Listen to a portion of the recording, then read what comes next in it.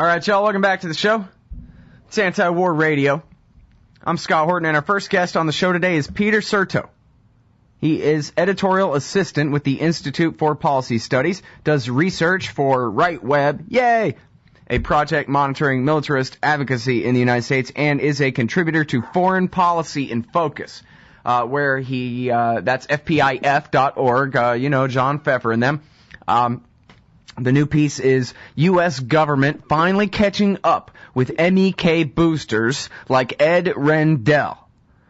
This is cross-posted from IPS Special Projects RightWeb Militarist Monitor site. Welcome to the show, Peter. How are you doing? I'm doing very well. How are you today? I'm doing great. Welcome to the show. I yelled yay when I said RightWeb because I love RightWeb, and I've been looking at RightWeb since 2003, I guess, maybe 4.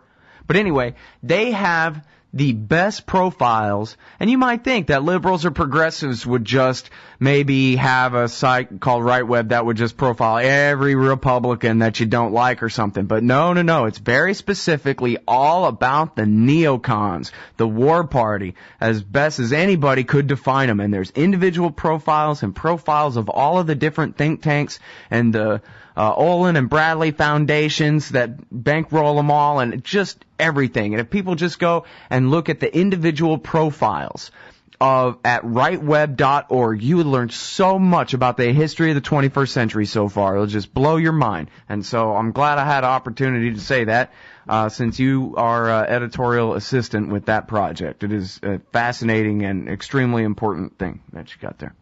Well, thank you very much for your very kind words. One small correction. The URL is rightweb.irc-online.org. Yeah, that's why I always just Google it. RightWeb, one word, and it'll come right up. And you can Google virtually any leading neoconservative. Google the name and RightWeb, and you can pull up our profile. So, all right, now let's talk about the MEK. And now, I guess. The audience of this show is pretty familiar with this communist terrorist cult that used to work for the Ayatollah, and then Saddam Hussein, and then Donald Rumsfeld, and now for Benjamin Netanyahu and Barack Obama too. They try to deny it, but come on. But what's really important is the American politics end of this discussion right now, and that is all of the very influential people who got paid off to provide material support to this communist terrorist cult, according to General McInerney, so that they can be used as terrorists. They must be removed from the terrorist list so that we can provide them more aid and use them to blow up more things inside Iran. And so something's changed, though, in terms of, could it possibly be law enforcement that the same kind of anti-terrorism laws that are twisted way beyond proportion and reason and the Bill of Rights that have been used against helpless, lawyerless Muslims in America could actually be used against a former governor or former CIA directors or former generals like are representing the MEK, starting with Ed Rendell. What is going on here? Your guess is as good as mine. It's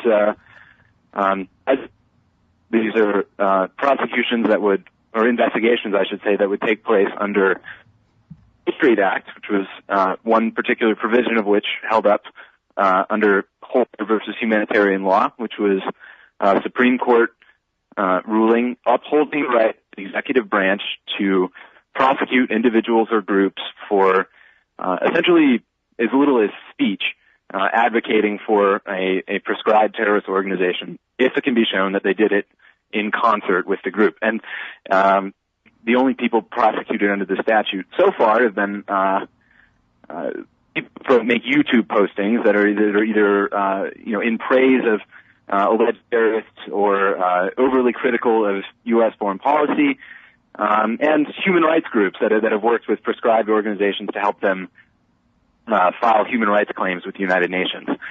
So I have no idea why the Treasury Department is moving on this now. I don't know if they have some lead that says that this money definitely came from someplace unsavory, They will not comment on it at all, but it is very surprising to me. Mm-hmm. Well, there's so many different angles to go here. I guess, first of all, do we have any indications that any of these people, and we're talking about James Woolsey and Michael Hayden and Howard Dean and Fran Townsend and some very influential political appointees, elected officials, Rudy Giuliani, do we have any indications that they have done any other work for the Mujahideen-e-Khalq other than giving speeches? Like, say, for example, some consulting work or anything like that? Anything that you could actually, if you didn't want to sacrifice the First Amendment, but you did want to see Rudy Giuliani in prison, say, for example, that you could actually get him on? Nothing that I'm familiar with. I don't know the extent of most of these people's activism. I mean, it is at this cutting edge is speaking agencies or potential speakers that are approached with a very easy pitch and a very high price tag for doing it. And if you listen closely, that's almost their defense sometimes is, well, they explained this issue to me, and I decided this is something I really believed in, so it doesn't matter about the money. Not to mention they never return the checks, but I'm not aware of anything besides giving speeches. Some of the more hardcore policy advocacy done by groups like the Iran Policy Committee and Raymond Tanter and Chuck Nash and that crowd. Mm-hmm. They're a little deeper in Capitol Hill, and there are lobbying shops that have former members of Congress on staff actually pushing this on the Hill in a very quiet, closed-door way. But as far as I know, those groups haven't been investigated at all. Hmm. Now, it really is, I guess Rendell got all the attention because he leaked it to the Washington Times first. But it's not, as you say, it's not him. It's the people who hired him that are being investigated. So as the degree to which he's under investigation, we got to assume that's the same for Tom Ridge and the rest of them. No? I mean, Rendell's the only one who spoke about it. I think maybe Hugh Shelton may have let slide about something, but I don't know how many of these guys these speaking agencies represent. Mm-hmm. Well, it's sort of like when AIPAC went straight to Andrea Mitchell and had her leak the FBI investigation into AIPAC in order to try to preempt any further investigations back in 2004.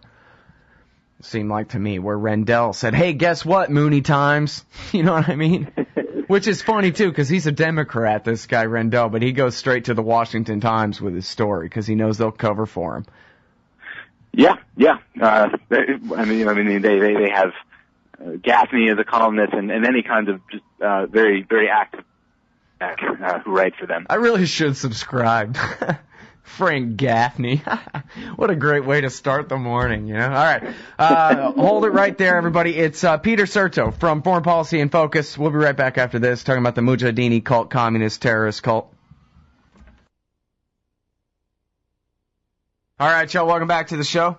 It's Anti-War Radio. We're talking with Peter Certo from Right Web and Foreign Policy in Focus, FPIF.org. And we're talking about this Treasury investigation into American sock puppets of the Iranian communist terrorist cult, the Mujahideen-e-Khalq. And there's this report by Michael Isikoff in Newsweek where Louis Freeh and Hugh Shelton have had their records subpoenaed. And I guess in the same sort of way I was mentioning before about how, Rendell was like AIPAC in running to the media first to try to, tattletale on himself first and control the story or whatever. But another way that this reminds me of the AIPAC situation from 2004, Peter, is that when you have criminal investigations of people this powerful, generals and former FBI directors and people like that, then that's political. That is not some cop wants to do this because the law is the law. None of us, I don't think any of the 300 million Americans alive today believe in that mythology. This is going on because somebody very powerful has decided to put a check on this Save the MEK movement, and they're doing so by using the Treasury Department. Am I reading that right, or am I just way too much of a conspiracy kook, or what? I mean, there's a little bit of room for it. I mean, on the one hand, opponents of the MEC designation have said from the beginning that MEC's designation was political, that the Clinton administration facilitated this to improve their relations with the reformist Iranian government of the 90s. But if you like, I don't think the Obama administration particularly appreciates this kind of advocacy, particularly of the apparently stellar bipartisan cast it is assumed, because while I think the Obama administration's policy towards Iran has been, on balance, very hawkish, I do think that ultimately they're looking to avoid an overt confrontation, and if they have this pressure campaign going on to delist a group that the Obama administration itself has hinted has been involved in Israeli attacks on Iranian nuclear targets. And I think that creates a lot of headaches that they don't want right now, at least not in an election year. Yeah. Still, it seems like the White House would just sort of let it be known that, hey, everybody, lay off your pro-MEK stuff for a little while here, rather than just sending the Treasury. Don't get me wrong. Every single one of these people that I can think of who's going around being paid to give these speeches should all be in prison for other reasons anyway. I'm not feeling sorry for them or defending them or anything like that. I'm just amazed and astounded that anybody is talking about anything like a criminal investigation that comes anywhere near somebody like Louis Freeh, for example. I mean, that's precisely what makes this so shocking. Yeah. I mean, if he robbed a store and they just had him on video, something like that, maybe. But for something political, like giving support to a terrorist group, I can't believe what's going on here. Yeah, and you know, I don't know the extent to which the actual individuals are being investigated for potentially criminal actions in which they themselves could be culpable. As you hinted before, the crux of the investigation, internally at least, could be on the groups that are providing the financing or the funding. And then secondly, I would be shocked if any criminal convictions come out of this, of the speakers. I think that if there is a real political motive, it is to throw a little bit of damp water on what previously appeared as a very easy and low risk and lucrative way to make a lot of money as a recently retired public figure.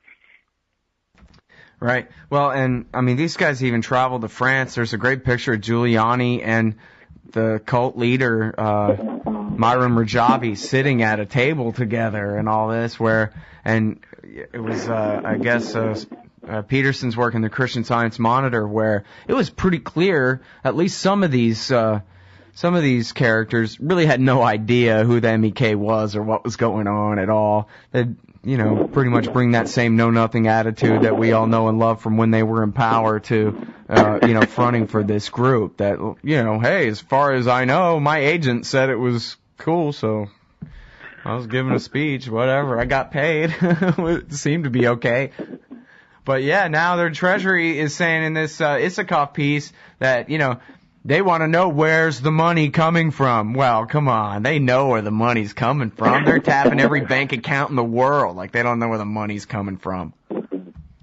Yeah, I'm sure that the actual crux of the investigation is as I said, it's on where's the money coming from, and if there's a discrete political motive, I think it is to discourage this as opposed to bring these guys in. I don't think they have any real interest in doing that. But right, yeah, they couldn't possibly go that far.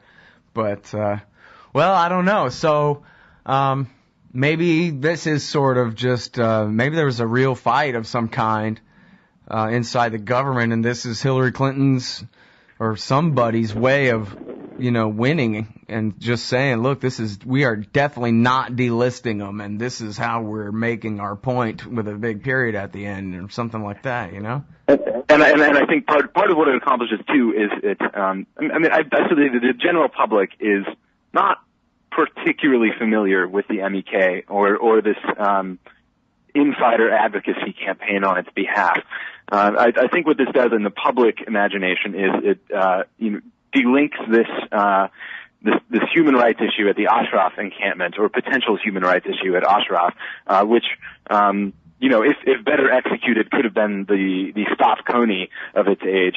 It delinks that from the issue that this is a prescribed terrorist organization. It links these public figures with it puts an association with them with a terrorist group, which I think kind of sullies the well for everybody. Well, and the real difference, I guess, is that if they're delisted now, maybe they can leave Iraq together instead of one at a time spread to the wind. Is that basically the deal? I don't know what they're specifically proposing to the extent that it's anything. I think that the MEC itself has been a little bit resistant to being relocated or moved out of the country without getting delisted, because they recognize that the Ashraf issue is their media hook in the U.S. That is that's what pulls on the heartstrings, and they don't want to lose that. So I don't know what else. I think ostensibly they want the U.S. government to either facilitate the removal of the people living in the encampment, or even provide them with means to defend themselves. I don't know. Yeah, in a war against Maliki's army, or. Mm-hmm. I mean, that's the absurd thing about it is, I think Ed Rendell and Tom Ridge have each used very similar words about the indignity of U.S. provided arms being used by a foreign government for some nefarious purpose. And their particular complaint was the Maliki government's 2 incursions into the Met camp, which killed a few dozen people. But all the same, I've not heard them complain about the nefarious use of U.S. arms elsewhere in the region or the world. Yeah. Well, how come, St. David Petraeus didn't have a great plan to take care of this 3 years ago? What are they doing? Where now it's already the future. It's 2012, and they didn't do anything about Camp Ashraf, and now they're gone. I think the most benign reading is that is just another casualty of an improvised occupation. Yeah, one they hoped would last forever, but didn't quite work out that way. Yeah. Yeah. Well, now, also, I think it's really important here that in this Times piece, the Washington Times piece, Rendell and Tom Ridge both just basically make a mockery out of the idea that there would be any sort of law that would apply to them. Asked if it was legal or not, Ridge said it's a moot question. Assuming there may be a question of legality, and we don't think there is, the bigger question is, does MEK belong on the list? And here's a guy who was a governor who's the former head of Homeland Security. I believe that maybe it was Rendell that I'm thinking of, who said that he conducted his own legal review in which he determined that there's no way MEK should really be on the terrorist list, and therefore it was okay to give him speeches. I don't know. He could have Googled Holder versus humanitarian law, but I don't know. All that might be a little disingenuous. Yeah, but maybe just a little bit. All right. Well, very good. I appreciate your time on the show today. It's very good. Thank you very much for having me, Scott. Everybody, that's Peter Certo from Foreign Policy in Focus, FPIF.org. The article is U.S. government finally catching up with MEK boosters like Ed Rendell. And you can find him at RightWeb, the Institute for Policy Studies. We'll be right back.